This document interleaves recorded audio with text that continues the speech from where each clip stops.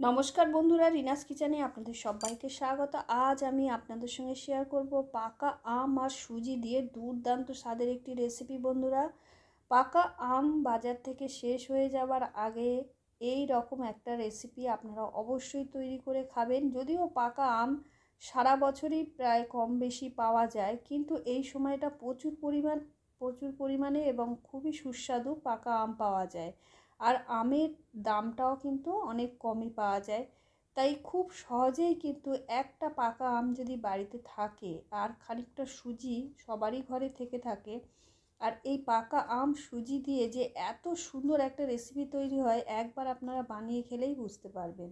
তার জন্য দেখুন আমটাকে কিভাবে কেটে নিচ্ছি। আর বন্ধুরা, অবশ্যই একবার এইভাবে পাকা আম আর সুজি দিয়ে এই রেসিপিটা তৈরি করে দেখবেন, আর তৈরি করে খেয়ে আমাকে কমেন্টে জানাবেন এই রেসিপিটা আপনাদের কেমন লেগেছে। আশা করছি আপনাদের ভীষণ ভালো লাগবে। আর এটা কিন্তু দুর্দান্ত স্বাদ হয় বন্ধুরা।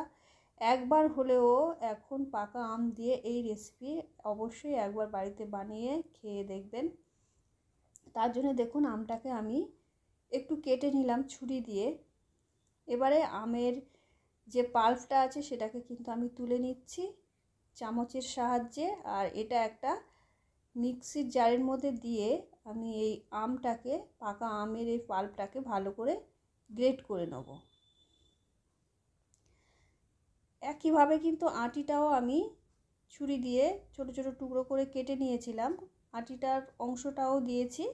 সমস্ত আমের অংশটা আমি কিন্তু ভালো করে একটা পেস্ট রেডি করে নিয়েছি, দেখতেই পাচ্ছেন। আর খুব সহজেই কিন্তু এই পেস্টটা রেডি হয়ে যায়। এবার ওভেনে কড়াই বসিয়ে দিয়েছি আর দিয়ে দিচ্ছি 1 টেবিল চামচ ঘি। ঘিয়ের পরিমাণটা একটু বেশি দিয়েছি, আপনারা চাইলে সাদা তেলও ব্যবহার করতে পারেন। তবে ঘি দিলে কিন্তু এর টেস্টটা দারুণ হবে, সুন্দর একটা ফ্লেভার আসবে আর খেতে কিন্তু দুর্দান্ত হবে। এবারে ঘিটাকে আমি পুরো কড়াইয়ের মধ্যে ভালো করে ছড়িয়ে দিচ্ছি। দেখতেই পাচ্ছেন ঘিয়ের পরিমাণটা কিন্তু একটু বেশি আছে, তাতে রেসিপিটা কিন্তু খুবই সুস্বাদু হবে আর তৈরি করতে খুবই সুবিধা হবে। এবারে কড়াইয়ের মধ্যে ঘিটা ভালো করে ছড়িয়ে দিয়ে দিচ্ছি সুজি। এক এক বাটি সুজি ভর্তি নয়, সুজিটা কিন্তু 200 গ্রাম সুজি, আমি 1 প্যাকেট সুজি নিয়েছিলাম। 1 প্যাকেট সুজিটাই এর মধ্যে দিয়ে দিলাম। আর বন্ধুরা, সুজির পরিমাণ বাড়ালে অবশ্যই আমের পরিমাণটা বাড়াবেন। এটা প্রায় 200 গ্রাম মতন সুজি রয়েছে। আর এই সুজিটাকে কিন্তু একটু সময় নিয়ে খুব ভালো করে লালচে রং ধরিয়ে ভেজে নিতে হবে। একটু সময় নিয়ে লো ফ্লেমে অবশ্যই ভাজবেন। হাই ফ্লেম বা মিডিয়াম ফ্লেম দিলে সুজিটা কিন্তু তাড়াতাড়ি লালচে রং হয়ে যাবে আর খুব ভালো কিন্তু ভাজা হবে না। লো ফ্লেমেই অবশ্যই সুন্দর করে ভেজে নিতে হবে। দেখতেই পাচ্ছেন। আর খেয়াল রাখতে হবে সুজিটা যাতে পুড়ে না যায়। এইভাবে অনেকটা সময় ধরে আমি কিন্তু সুজিটাকে লালচে রং ধরিয়ে ভেজে নিয়েছি। দেখতেই পাচ্ছেন একদম ঝুরঝুরে হয়ে গেছে। এরকম ঝুরঝুরে করে খুব ভালো করে সুজিটাকে ভেজে নিতে হবে। এবারে সুজিটাকে আমি নামিয়ে রেখে দেবো। আবার ওভেনে কড়াই বসিয়ে দিয়েছি আর যে আমের পাল্পটা আমি পেস্ট করে রেখেছিলাম সেটা এর মধ্যে দিয়ে দিলাম। দিয়ে কয়েক মিনিট আমি একটু নাড়াচাড়া করে এটাকে একটু রান্না করে নেব, যাতে এই যে আমের কাঁচা ভাবটা না থাকে।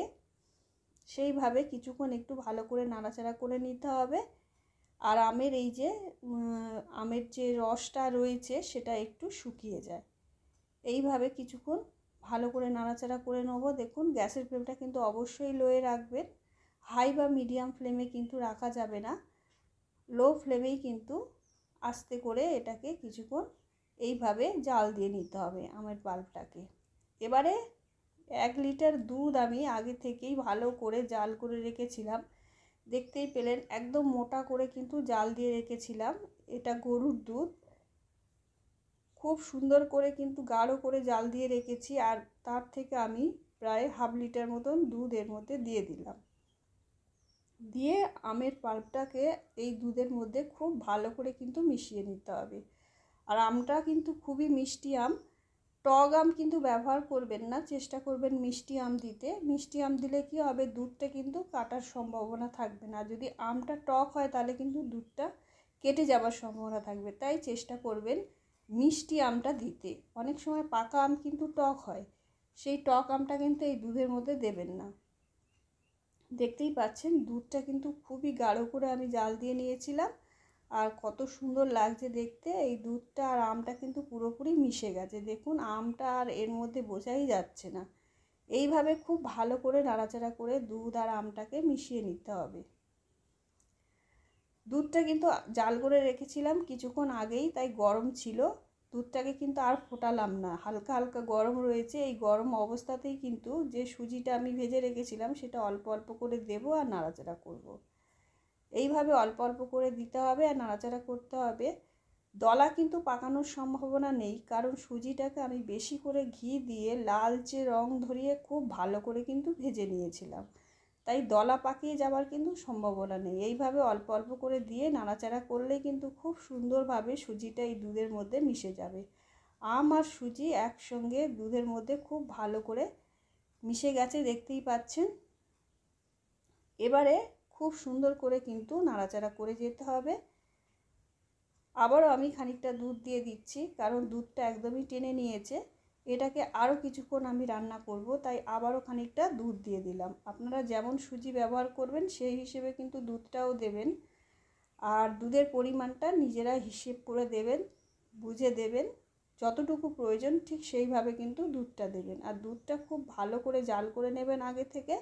গাঢ় দুধ হলে কিন্তু এর টেস্টটা দারুণ হবে।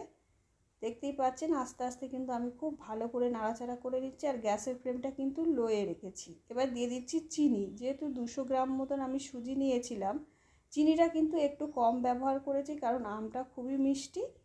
আপনারা আপনাদের স্বাদ অনুসারে চিনিটা ব্যবহার করবেন, কম বেশি করে নেবেন। যেমন মিষ্টি খেতে পছন্দ করবেন সেই হিসেবে চিনিটা ব্যবহার করবেন। চিনিটা দিয়ে আবারও খুব ভালো করে কিন্তু নাড়াচাড়া করে নিচ্ছি, যাতে চিনিটা ভালো মতন মিশে যায়, গুলে যায় এর মধ্যে। দেখুন এইভাবে নাড়াচাড়া করতে করতে কিন্তু একদমই শুকনো হয়ে আসবে। আর দিয়ে দিলাম অল্প করে লবণ। যেহেতু মিষ্টি রেসিপি, লবণটা একটু দেবেন, তাতে কিন্তু টেস্টটা বেড়ে যাবে। আর যারা মিষ্টিতে লবণ খেতে পছন্দ করেন না তারা দেবেন না। অল্প করে লবণ দিয়ে আবারও খুব ভালো করে নাড়াচাড়া করে নিচ্ছি। এখনও কিন্তু এর মধ্যে একটু জলা ভাব রয়েছে, দেখতেই পাচ্ছেন।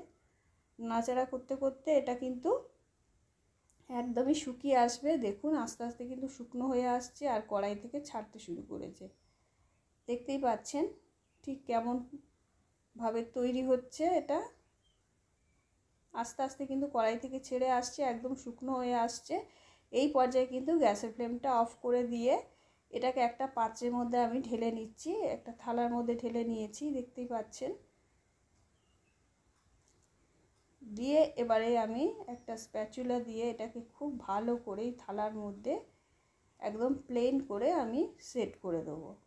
দেখুন খুব ভালো করে কিন্তু যেন কোথাও অসমান না থাকে, একদম সমানভাবে সেট করতে হবে থালার মধ্যে। একদম কোথাও উঁচু নিচু একদমই না থাকে, একদম সমান করে দিয়েছি। দেখতেই পাচ্ছেন আস্তে আস্তে এইভাবে স্প্যাচুলা দিয়ে টানতে টানতে কিন্তু সমান হয়ে যাবে। আর এটাকে 1 ঘন্টা আমি রেস্টে রেখে দিয়েছিলাম। 1 ঘন্টা পরে দেখুন আমি বরফির শেপে কেটে নিচ্ছি। আমি কিন্তু আমের বরফি তৈরি করছি বন্ধুরা। আম, দুধ আর সুজি দিয়ে এইভাবে একবার অন্তত বরফি বানিয়ে দেখবেন, খেতে কিন্তু অসাধারণ লাগে। বাচ্চা থেকে বড় সবাই কিন্তু খুবই পছন্দ করবে এই আমের বরফি। দেখতেই পাচ্ছেন কত সুন্দর বরফিগুলো তৈরি হয়েছে, আর এটা খেতে কিন্তু অসাধারণ লাগে বন্ধুরা। একবার হলেও বাড়িতে এইভাবে পাকা আম দিয়ে বরফি বানিয়ে দেখবেন। এবারে এর মধ্যে আমি কেশর একটু দিয়ে সাজিয়ে দেবো, উপরে অল্প করে একটু কেশর দিয়ে দেবো। তাতে কি হবে, এটা দেখতে সুন্দর লাগবে আর খেতেও কিন্তু খুবই ভালো লাগবে। দেখতেই পাচ্ছেন কতগুলো বরফি আমার তৈরি হয়েছে। আরও বরফি রয়েছে বন্ধুরা। একটা আম আর 200 গ্রাম সুজি দিয়ে কিন্তু অনেক বরফি তৈরি হয়ে গেছে। আর এইভাবে বরফি বানিয়ে অবশ্যই খাবেন আর কমেন্টে জানাবেন কেমন লেগেছে। আমি আশা রাখছি এই রেসিপি আপনাদের খুবই ভালো লাগবে। আর ভিডিওটা ভালো লাগলে অবশ্যই একটা লাইক করবেন আর চ্যানেল